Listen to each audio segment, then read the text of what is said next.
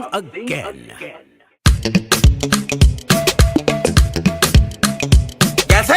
The District 1 World Tour Beach Fest. Carnival Saturday night, Clifton Hill Beach Resort, Point Forting, Saturday, February 10th, 2018. 6 international DJs, unlimited food and drinks, free t-shirts and wristbands, baseball caps, all-inclusive VVIP cards, and a discount of $50 before the 30th of December 2017. For details, check Facebook, District_1 World Tour, Instagram, District_1, or call telephone 321-2400 or 718-502-5955. The District 1 World Tour Beach Fest. Be there. Russian President Vladimir Putin has warned on Friday that the tense standoff between North Korea and the United States was on the verge of large-scale conflict, and it said it was a mistake to try to pressure Pyongyang over its nuclear missile program.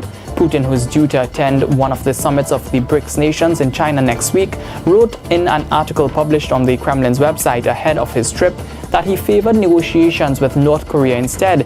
The situation on the Korean peninsula had deteriorated so much that it was now balanced on the verge of a large-scale conflict, said the Russian leader. North Korea has been working to develop a nuclear-tipped missile capable of hitting the United States and has recently threatened to land missiles near the U.S. Pacific territory of Guam.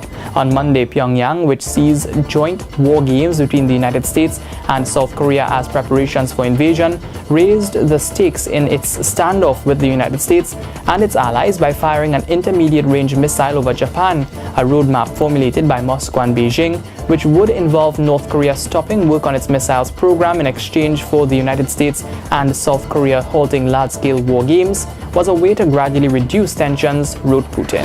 The UK must not allow itself to be blackmailed by the EU over its Brexit settlement bill. This according to the International Trade Secretary Liam Fox.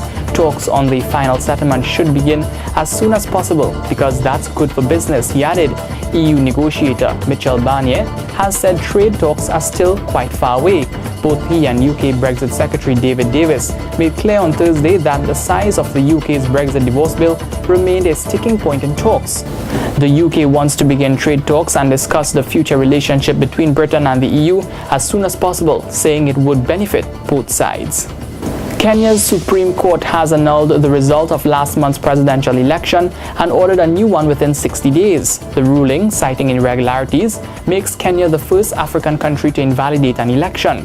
The Election Commission had declared incumbent President Uhuru Kenyatta the winner by a margin of 1.4 million votes, but the opposition argued that the Commission's IT systems had been hacked to manipulate the results. Opposition supporters were seen celebrating outside the court building as well as in opposition strongholds. The election sparked days of sporadic protests in which at least 28 people were killed.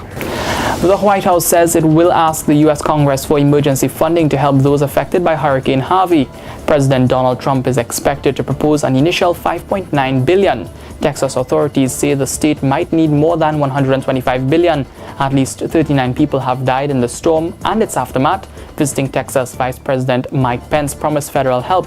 Congress is expected to act quickly on the request for initial funding when it reconvenes next week after its August recess. That will be only the first tranche of money needed for the recovery. Travelers and fuel suppliers across the United States braced for higher prices and shortages ahead of the Labor Day holiday weekend as the country's biggest fuel pipelines and refineries curb operations after Hurricane Harvey. Just 6 days after Harvey slammed into the heart of the U.S. energy industry in Texas, the effects are being felt not just in Houston, but also in Chicago and New York, and prices at the pump nationwide have hit a high for the year. Supply shortages have developed even though there are nearly 250 million barrels of gasoline stockpiled in the United States, but much of it is held at places where it cannot be accessed due to massive floods or too far away from the place it is needed. Some of it is unfinished, meaning it needs to be blended before it can go to gas stations. Some of the biggest pipelines in the United States supplying the Northeast market and the Chicago area have already shut down or reduced operations because they have no fuel to pump.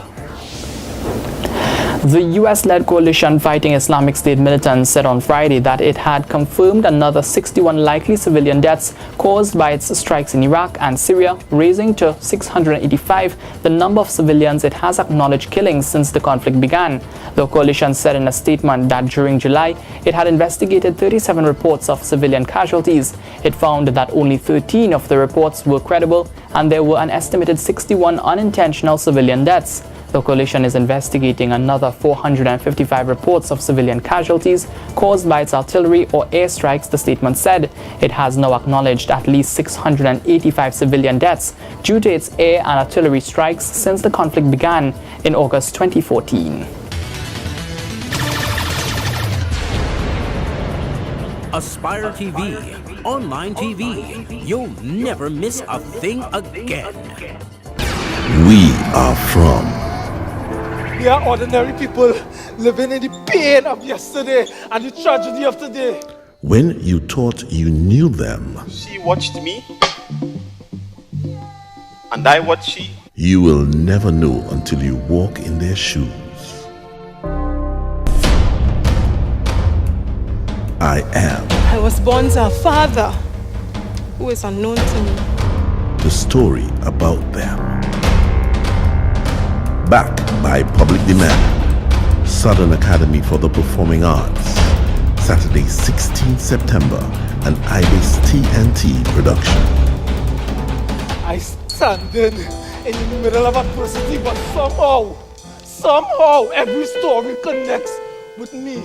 I am. Saturday, 16 September, an IBIS TNT production.